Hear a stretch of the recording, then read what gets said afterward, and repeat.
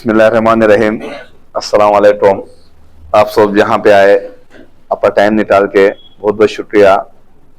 मैं कुछ खुसूसी और इम्पोर्टेंट इश्यूज को आपके सहारे से लेके तमाम आवाम, तेलंगाना की आवाम के लिए कुछ इश्यूज को एनलाइटन करना चाहता हूँ कि पिछले 10 साल में बीआरएस पार्टी किस तरीके से, किस लिहाज से मुसलमानों को धोखा देके आई है, कितना मुसलसल धोखा दिए, और हर चीज एविडेंस के साथ में मैं दिखाता हूँ।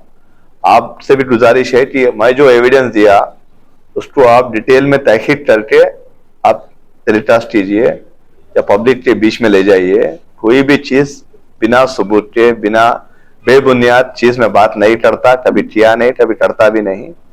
तो हर चीज जो पेपर में कवरेज हुई वो टाइम पे, उसके सहारे से ही आपको मैं बताऊंगा।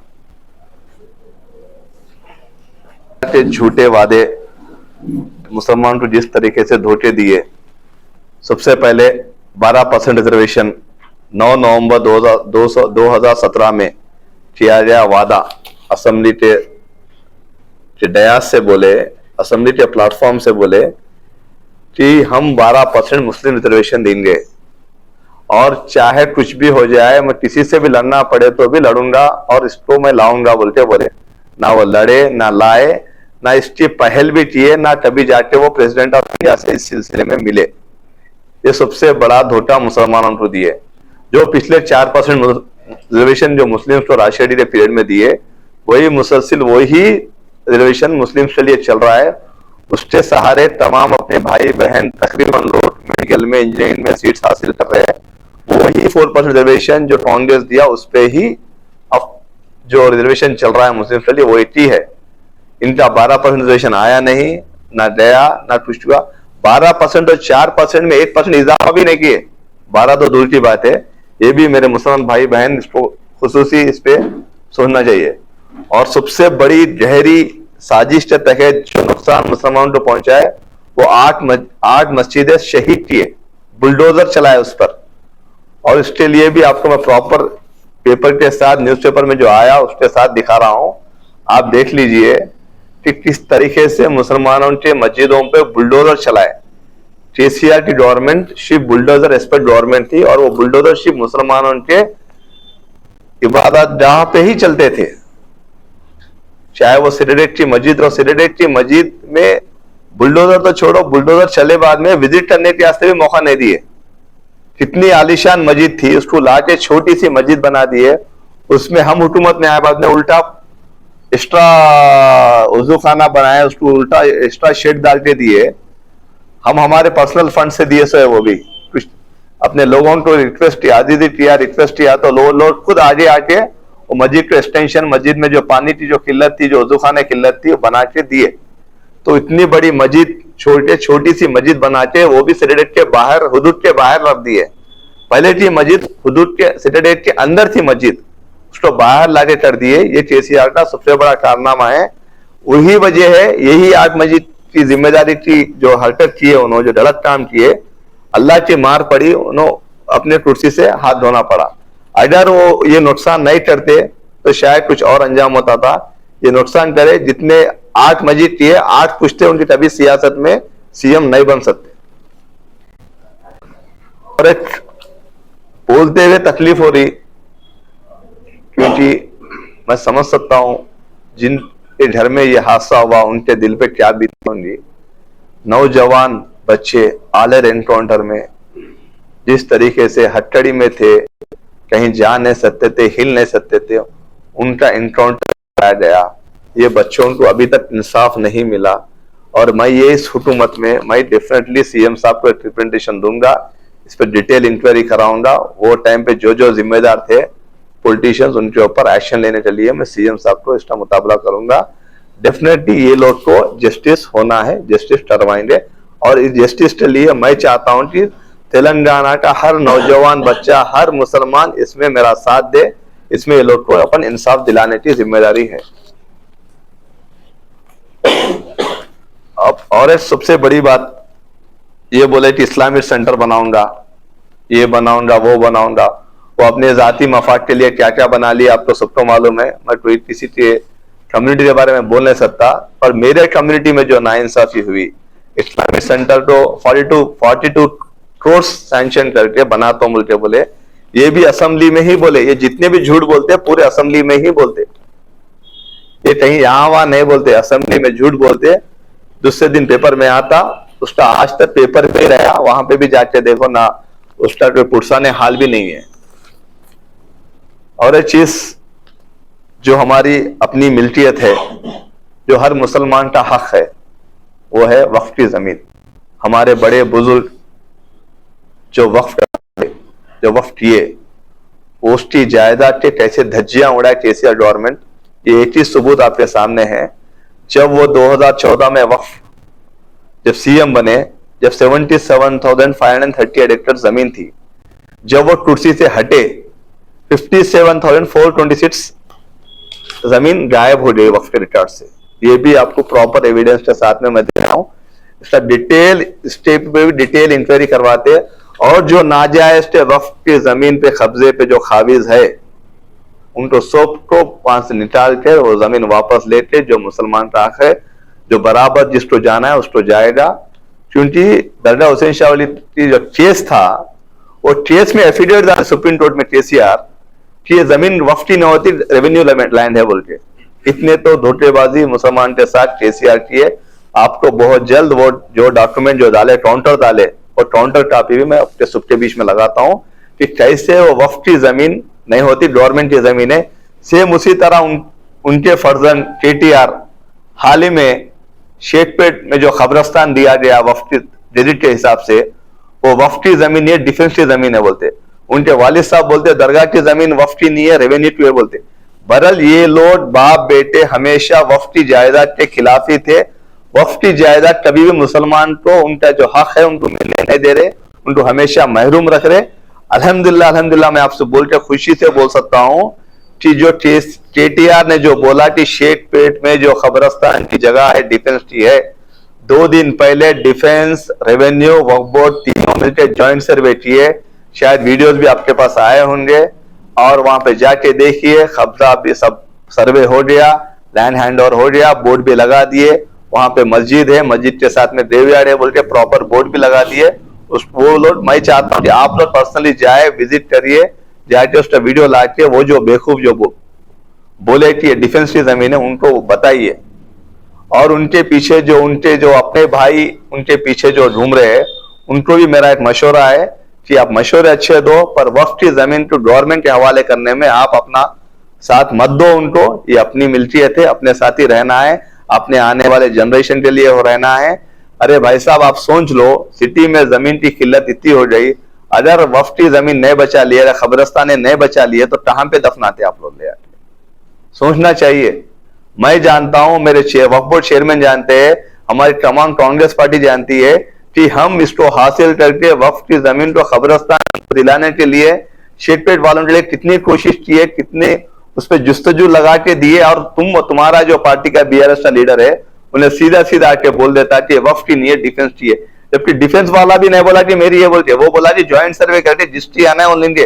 पर उससे पहले ये एडवांस होके वहां डे है, क्या हुआ, डे तो डंडे मारे, ऐसे पने बातें कर रहे केटीआर। ऐसे बेवकूफ बातें मत करो आप मुसलमान को ग्रांटेड मत लीजिए। मुसलमान बहुत ही संजीदगी से सोचते, अपना जो भी पॉलिटिकल डिसीजन रहता या कम्युनिटी डिसीजन रहता, बहुत ही सोच समझ कर लेता। आपके बहकावे के बातों में नहीं आते। जिस तरीके से आपने जो मजाक उड़ाया शेखपेट का, उसका ही जवाब है। वहां पे जाके देखो, जो जमीन दिए थे वहां पे बोर्ड लगा हुआ है, जमीन अपने हवाले हुई है। इंशाल्लाह बहुत जल्द वहां पे अगर कुछ भी तकसीमात भी है तो वहां पे वो शुरू हो जाएंगे।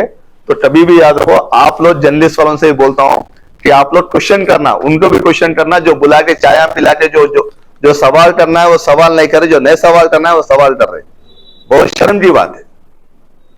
और एक बात, दरगाह जहांगीर पीर उधर बोले कि मैं आपको वहां पे 50 करोड़ से डेवलप करता हूं। कोई पूछे थे उनको कितने करोड़ से डेवलप करते, बोलते क्यों जाके मजाक उड़ा रहे जाके 50 करोड़ से डेवलप करता हूं बोल के 50 रुपए भी नहीं लगाए वहां पे, और जाके खुद चादर चढ़ाए। ये भी मैं पेपर आपको दे रहा हूं। उस दिन डेट के साथ बोल रहा हूँ, 10 नवंबर 2017 को दरगाह जहांगीर पीर पे जाके खुद चादर चढ़ाए। जहां की जमीन वही है, जहां का डेट वही है, जहां का दरवाजा वही है, ना 1 रुपया लगाए ना किए। इसके साथ में बोले अजमेर में रुबात बनाता हूं, यहां पे धोखा दिए वहां पे धोखा दिए। लफ्ज है तुम धोखेबाज हो, धोखा ही देना तुम्हारी फितरतन है। और मुसलमान भाइयों समझ जाओ, अगर तुम इस धोखेबाजों के चाल में आओगे तो नुकसान अपना ही होगा। हम 2 साल में आए, 2 साल भी नहीं हुए, जो मेरे कोशिश में थे, जो मेरे पार्टी से सब लीडर कोशिश किए, बोराबंडा में खबरस्तान का रिप्रेजेंटेशन दिए रेवेन्यू मिनिस्टर से, उनसे इमीडिएट इलेक्शन के बाद में देते बोल के। शेखपेटा तो आपके सामने वाकया बताया कि खबरस्तान दे दिए। एर्रागड्डा में जो मुसलसिल जमाने से जो इश्यू चल रहा था खबरस्तान का, आप जाके देखिए वो भी रास्ता खुल गया। वहां पे भी लोग इतना खुश है कि वो भी इश्यू आपको रिजॉल्व करके दिए। तो इतने इश्यूज को इतने शॉर्ट टाइम में ये गवर्नमेंट, ये हुकूमत, ये रेवंत रेड्डी साहब की तवज्जो थी, उनका साथ था कि ये इश्यूज मैं रिजॉल्व कर सका। मेरे पार्टी वाले इसको रिजॉल्व करने में मेरा साथ दिए। मेरे वब्बो के चेयरमैन रहने दो, अजरुद्दीन साहब रहने दो, शब्बीर अली साहब रहने दो, उबैदुल्लाह कोतवाल रहने दो, या ताहिर बिन हमदान रहने दो, खुसरो पाशा बियाबानी रहने दो, तमाम MA फहीम रहने दो, तमाम मुसलमान कायदीन जो चेयरमैन जो ओहदे पे है, सब मिलके एकजुट होके ये हासिल किए। ये मेरी एक की कोशिश नहीं, पूरे मिलके इकट्ठा होके एकजुट होके ये हासिल किए। अपने लोगों का इसमें जो उनका जो जाना था वो बराबर उनकी जो रिक्वायरमेंट थी उसको एड्रेस किए। अल्हम्दुलिल्लाह उनके हवाले किया गया। और एक बात मैं बोलता हूं आपको, ऐसे कारनामे इनके गिनते गए तो बहुत लंबे चौड़े रहते हैं। अब इन्हों बोले कि 40,000 मुसलमान फैमिली को 1 लाख लोन देता हूं बोले। ये भी आपके सामने है। 8 अगस्त 2023 में ये बात आई उनकी। ये इसमें कितने लोगों को दिए पैसे? दूसरे बंधु दे दिए, दलित बंधु बोलते दिए, ये बोलते दिए, पूरे हमारे भाइयों को दे रहे बोलते उनको भी धोखा दिए। बस हुजूराबाद इलेक्शन में दिए, बाद में उनको भी छोड़ दिए। ये यहाँ पे बोले यहाँ पे छोड़ दिए। अब जुबलीज में आके मैं मुसलमान के लिए ये सोचता हूँ वो सोचता हूँ। अरे भाई साहब, मुसलमान को कभी आप खरीद लिए क्या? कोई भी इफ्तार दावत में आप कभी आए क्या? इतने हाजियां जाते, कोई हाजी पे रवानी करने का आप फ्लैग ऑफ के लिए आए क्या? आपके वालिद साहब एक बार आए, बाद में क्या महसूस हुआ पता नहीं। मुसलमान तो पड़े हुए रहते, बोलते क्या सोचते नहीं मालूम। दोबारा कभी हज हाउस की तरफ मुंह उठा के देखे नहीं, ना उनके फर्जंद देखे। अब बोल रहे कि मुसलमान क्यों बोल रहे मुसलमान? जुबली सिलेक्शन है, उसके बाद में क्या करते आप? मुसलमान को छोड़ देते आप। ये आपकी फितरत है। और मुसलमान बहुत समझदार है, संजीदगी से सोचता, आपका साथ इस टाइम नहीं देता। क्योंकि 19 साल से एक छोटी सी चीज मैं बताता हूं आपको। मस्जिद तौहीद जो बड़ा मस्जिद है, बड़े बहुत तादाद में लोग नमाज पढ़ने आते, नमाज पढ़ते पढ़ते लोगों को गाड़ियां रोड पे आ जा रहे, लोग नमाज पढ़ते पढ़ते बाहर आ रहे, उतना पब्लिक रहता वहां पे। 19 साल से छोटी दीवार बना लेके थोड़ा वो लोग अपने पार्किंग को डेवलप कर लेते बोले तो 19 साल से किए। 10 साल में आप हुकूमत पे थे, छोटा सा उनको वो कोऑर्डिनेशन करके आप हेल्प नहीं किए। अल्हम्दुलिल्लाह यही रेवंत रेड्डी साहब, यही हुकूमत, यही यहीं के CM, यही अजरुद्दीन साहब और साथ दिए। 2 दिन पहले वहां पे दीवार का काम शुरू हो गया। सब कुछ जो पूछे थे वहां पे हाई टेंशन वाली शिफ्टिंग के लिए पूछे, वो चेंज हुआ, जगह खुली, लोगों को आसानी हो रही। ऐसे काम करो आप, करके वोट पूछो। लेकिन मुसलमान को धोखा देना, मुसलमान को इजी लेना और ये चीजों को बस उनसे महरूम रखना, मुसलमान को धोखा देना, मुसलमान को इजी लेना और ये चीजों को बस उनसे महरूम रखना, ये चीज छोड़ दो केटीआर। आपको कोई मुसलमान तरक्की कर रहा तो आपको बर्दाश्त नहीं होता। सुबह शाम उठे बैठे मेरे बारे में मीडिया में बात कर रहे हैं आप। क्यों? तकलीफ क्या है कि एक मुसलमान जो बच्चा जो हुकूमत के साथ कोऑर्डिनेशन करके अपने लोगों का कुछ फायदा कर रहा है, वो आपको डाइजेस्ट नहीं हो रहा, आपको बर्दाश्त नहीं हो रहा। तो आप जहां मिले वहां मिले, मौका मिले तो आप मुझे गाली दे रहे। आप गाली देने से मुझे कुछ होने वाला नहीं है, उल्टा मैं और इसको और इंस्पिरेशन मिले और मेहनत करूंगा और अपने लोगों के लिए काम करूंगा। और एक बात बोले कि पहाड़ी शरीफ में IT पार्क बनाता हूं 50 हेक्टेयर पे। आईटी पार्क तो छोड़ो, वहां पे कुछ आईटी वाला कुछ लफ्ज ही नहीं है, क्योंकि जितना भी मौका था आप जहां पे आपके जमीन थे वहीं पे बना लिए, जहां पे आप पहले से जमीना लेके रखे थे वहीं पे डेवलप कर लिए, क्योंकि आप मुसलमान अगर तरक्की कर लिया, मुसलमान को आईटी पार्क बनने से जो रेवेन्यू आए तो हमारे भाई बहनों को पढ़ने में आसानी होती, उसके फंड से उनको तालीम के लिए, स्कॉलरशिप के लिए आसानी होती, वो आपको पसंद नहीं आया, इसलिए आप नहीं किए। एयरपोर्ट से पहाड़ी शरीफ सबसे करीबी प्लेस बोलता पहाड़ी शरीफ एयरपोर्ट से, जितना राय दूर आते उतने 4 टाइम तो पहाड़ी शरीफ जाके आ सकते, उतना शॉर्टेस्ट डिस्टेंस में क्लियरली हाई राइज जोन में आप एक छोटी सी बिल्डिंग भी नहीं बनाए। वजह क्या थी कि मुसलमान इंप्रूव नहीं होना, मुसलमान तरक्की नहीं करना, आपका एक ही एजेंडा है, मुसलमान डेवलप नहीं होना।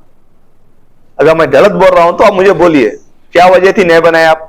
एयरपोर्ट से क्लोजेस्ट डिस्टेंस में कोई भी इंसान जब आप बोले आईटी पार्क बनाते क्यों नहीं बनाए, आपको पूछे थे मुसलमान आके वहां पे आईटी पार्क बनाओ बोलते, आप बोलते भटकाते बस धोखा देते, ये आपका अब ये रेगुलरली बना लिए। और एक बात बोले मेरे मुसलमान नौजवान भाइयों को बेरोजगार भत्ता देता हूं बोल के, ये 2018 में आप बोले कैबिनेट में डिसीजन लिए बोल के, 2018 अक्टूबर 18 को बोले कि मैं 3016 रुपए में मुसलमानों को, नौजवान बच्चों को भत्ता देते बोल के, क्यों नहीं दिए। तो मतलब मुसलमान बस यहां वहां तंगी की हालत में नहीं हो जाना, उसका जो हक है, उसका जो इक्वालिटी राइट है गवर्नमेंट में, उसको जो शेयर आना है वो शेयर भी आप नहीं दिए, वो भी धोखा दिया आप। और सबसे बड़ा तो उनके बेटे बोले, वो टाइम के म्युनिसिपल मिनिस्टर, बल्दिया मिनिस्टर बोले कि मैं 540 करोड़ लगा के मूसी पे 14 ब्रिजेस बनाता हूं बोल के बोले, ये भी आपको पेपर में दिखा रहा हूं, 14 ब्रिजेस बनाता हूं बोले। कितना बनाते तो कितना ट्रांसपोर्टेशन इजी रहता था, कितने मेरे भाइयों को यहाँ पे जॉब करना आसानी रहता था, मेरे बहनों को कॉलेज में आना आसानी रहता था, वो भी नहीं किया आप। हम परसों फाउंडेशन डाले मीरारम टैंक के ऊपर, आप देखो यहां से बराबर 2 साल में आपको इतना बेहतरीन ब्रिज बनेगा, लंदन के मुकाबले का ब्रिज बनेगा। वो बने बाद में वहां पे वोट पूछने आते हैं, और आप क्या करें, धोखा दिए, ये ब्रिज बनाता हूं वो ब्रिज बना। आप पूरा जितना भी डेवलप करना है अपने एरिया में डेवलप कर लिए, आपके लोग जहां रहते हैं वहां डेवलप कर लिए, आपका बिजनेस जहां पे रहता है वहां डेवलप कर लिए, पर मूसी में 1 रुपए का भी खर्चा करके आप ब्रिज नहीं बनाए। और एक बात सबसे गहरी बात है कि दारुशफा, खिलवत, चार मीनार के पास आप बोले पार्किंग कॉम्प्लेक्सेस बनाता हूं बोलते, वो भी आप, वो भी आपका झूठ। ऐसे झूठ बोलते गए तो आप इतने झूठ है आपको, आप खाली झूठ की बुनियाद पे ही अपनी इमारत खड़ा कर लिए थे, पब्लिक उसको समझ गई इसलिए आपको घर में बिठा दिया। अब मैं ये सब क्यों बोलना पड़ रहा बोलते, तो जुबली हिल्स में आके आप जो हिसाब से बोल रहे, जो हिसाब से मुसलमानों को धोखा दे रहे, जो हिसाब से आप मुसलमानों को नुकसान कर रहे, जो हिसाब से उनका जो हक मिलना है हक मिलने नहीं दे रहे, जिस हिसाब से उनके जमीनात को आप डिफेंस के जमीनात बोल रहे, जिस हिसाब से मुसलमान को आप जो देना है बोरा बंडा में वो जमीन देने नहीं दे रहे आप, तो आपका एक ही उसूल है कि झूठ बोलो, मुसलमान को गुमराह करो, मुसलमान के वोट ले लो, बस अपनी नया चला लो। केटीआर साहब ये आपके लिए ठीक नहीं है, मैं बता रहा हूं, आप वोट मांगो पर मुसलमान को इस्तेमाल मत करो। आप वोट पूछो, काम बताओ, किस बुनियाद पे वोट पूछ रहे। 2 बेवा औरतों को आप गाड़ी में ठहरा लेते, सरदार भाई मरहूम की अहलिया को बाजू में ठहरा लेते, इस तरह महागंटी गोपी की वाइफ को ठहरा लेते, उनके चेहरे पे वोट मान रहे। अगर आप सही काम करते, अगर आप तरक्की करते, अगर आप मुसलमान का भला करते तो आपके चेहरे पे आप वोट मानना था। अगर आपको जो भी 50-60 हजार वोट जो भी आएंगे, ये दोनों औरतों की वजह से जो मेरे बहनें हैं उनकी सूरत से ही वोट आना, आपकी सूरत से तो वो वोट भी नहीं आता। इसलिए आप ये दोनों को हर रैली में इस्तेमाल कर रहे। अगर आपको शिद्दत है, आपको क्लैरिटी है, वो लोग को पॉलिटिकल रिप्रेजेंटेशन देना है तो एमएलसी अनाउंस करना, एमएलसी अनाउंस देके आप करना था। आप जब आपकी सगी बहन ही आप पे इतना बड़ा इल्जाम लगाई, जब सगी बहन ही आपकी नहीं हुई तो बाहर वाले क्या होते केटीआर साहब आपके। जब अपना ही आपको छोड़ दिया क्योंकि आपकी आदतें सही नहीं है, आपकी सोच सही नहीं है, आपके इरादे सही नहीं है, तो आपकी जब सगी बहन आपका हाथ छोड़ दी और सगी बहन को आप लाके रोड पे छोड़ दिए तो कौन साथ देता आपका। तो ये धोखेबाजी बातें, ये 420 की बातें छोड़ दो, मुसलमान को गुमराह मत करो। मुसलमान की वक्फ की जमीन को जिस हिसाब से दरदा हुसैन शाह वाली दरगाह को जैसा आप रेवेन्यू लैंड बोल के काउंटर डाल के, मुसलमानों का सबसे बड़ा इस सेंचुरी का सबसे बड़ा नुकसान किए तो केसीआर किए कि वक्फ की इतनी बड़ी मिल्कियत को ले जाके रेवेन्यू लैंड बोल के मुसलमानों का केस हरा के आप जो नुकसान मुसलमान का करे, सेम वही लैंग्वेज में उनके बेटे बोलते कि शेख पे की जमीन डिफेंस की जमीन है बोलते, जबकि डिफेंस वाला खुद ने बोला कि जमीन मेरी है बोलते। डिफेंस वाला बोला हम ज्वाइंट सर्वे करते जिसकी जमीन वो लेते बोलते। किस हक पे किस बुनियाद पे केटीआर ने बोला कि यह जमीन डिफेंस की है? ये बात बीआरएस के पार्टी के लीडर, बीआरएस के पार्टी का कैडर, जो भी मुसलमान भाई उनके साथ में घूम रहा है, घूमिए सियासी, आपको जिसके साथ सियासत करना है करिए, पर जो अपना हक है, मैं भी हमारे पार्टी में अपने हक के लिए बात करता हूं। मैं चाहता हूं कि आप भी अपने पार्टी में अपने हक के लिए बराबर सवाल करिए। तो आने वाले इलेक्शन 11 नवंबर को नवीन यादव, जो बहुत ही सेकुलर, बहुत ही सीधा, इतने बड़े सोशल एक्टिविटीज काम करता है, इतने अच्छे अच्छे प्रोग्राम करता है, मुसलमानों के बीच में रहता है, मुसलमान हिंदुओं को दो आंख समझते चलते हैं, ऐसे नवीन यादव को जिताएंगे।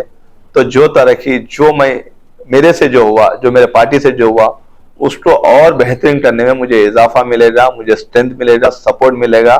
तो मैं अपील करता हूं तमाम मुसलमान भाई बहनों से, पर्दानशीन बहनों से, कि आप नवीन यादव के अपना वोट डालिए, और वोट आप भारी स्ट्रेंथ में आके डालिए, क्योंकि अपनी वोट पोलिंग बहुत ही कम होती है। अपनी वोट पोलिंग कम होने से ही ये लोग, केटीआर जैसे लोग हमको इजी लेते, गुमराह करते रहते। तो आप निकलिए, वोट डालिए। अरे मैं ऐसे पार्टी में काम करता हूं, मेरा लीडर ऐसे, मैं इसलिए मानता हूं, राहुल गांधी अपने लीडर इसलिए मानता हूं कि राहुल गांधी एक ऐसा लीडर है जो हमेशा मुसलसल नरेंद्र मोदी से लड़ते रहा, लड़ते रहेगा, कहीं पे भी कॉम्प्रोमाइज नहीं हुआ। कितने भी अरे हार का सामना पड़ा, पर वो अपनी जिद, अपनी लड़ाई, अरे किससे लड़ता हूं, उन्होंने चाहे तो आराम से रह सकते ना उन्होंने, क्योंकि अपन सुख के लिए उनकी लड़ाई चल रही है। ऐसे लीडर, और एक बात मैं बोलता हूं, आप भी थोड़ा इसमें स्टडी करिए कि फिलिस्तीन के मामले में, फिलिस्तीन एक मुसलमान के सेंटिमेंट है। फिलिस्तीन के मामले में ओनली गांधी परिवार जो बोल्डली ट्वीट करते हैं खिलाफ इजराइल के, आप जाके उठा के देख लीजिए। आप कौन सी पार्टी का लीडर फिलिस्तीन के फेवर में मैसेज करता है, देखो आप, यही प्रियंका गांधी है, यही सोनिया गांधी जी है, जो फिलिस्तीन के मुसलमान भाइयों के साथ में खड़ी रह के, जुट के, उनका सपोर्ट करते हुए ट्वीट किए। ऐसी पार्टी में मैं मेंबर रहना और ऐसी पार्टी में काम करना, मैं अपने आप को बहुत फख्र महसूस करता हूं। यही मेरे कायद रेवंत रेड्डी साहब है, जो मुसलसल 2009 से, जब से वो कोडंगल में जीते, हर साल 5 लोग को हज भेजते, 5 लोग को उम्रा भेजते। आप बताओ कौन से, मैं तो बोल सकता हूं कि मुसलमान एमएलए रह के भी ये स्कीम नहीं है जहां कोडंगल में 2009 से चलते आ रही है। और वो भी कैसा करते हैं, उन्होंने ड्रा सिस्टम निकालते, हर मंडल से एक को भेजते, तो उनके पास 5 मंडल है, 5 मंडल से 5 लोग को हज को, 5 लोग को उम्रा को हर साल भेजते, 2009 से भेजते, आज सीएम है, आज भी भेजते वो। अरे परसों छोटा उनके पास इंसिडेंट हुआ, छोटा छिल्ले का इश्यू हुआ, तो वो खुद पर्सनली फील्ड पे जाके विजिट किए, क्या इश्यू हुआ, कब्रिस्तान की वॉल गिराए, छिल्ला हटा, क्या हुआ, उन्होंने खुद इंस्पेक्ट करके जाके वहां पे ऑफिसर्स को बुला के, इंस्टेंट देके, कमिटीज को बुला के, एश्योरेंस देके, कॉन्फिडेंस देके, बात करके उन्होंने वहां पे काम शुरू कराए। आप बताओ, यहाँ के डेट में कारपोरेटर नहीं जाता? बताओ, उतनी बड़ी सेक्रेटरीट मस्जिद शहीद हुई, उस टाइम के होम मिनिस्टर के महमूद अली साहब विजिट किए वहां पे साइड पे, उनको इजाजत थी साइड पे जाने का? अरे जब मोइनाबाद में एक बेवकूफ, एक घटिया इंसान मस्जिद को धक्का पहुंचाया, मालूम है, 1 घंटे में मैं साइड पे गया।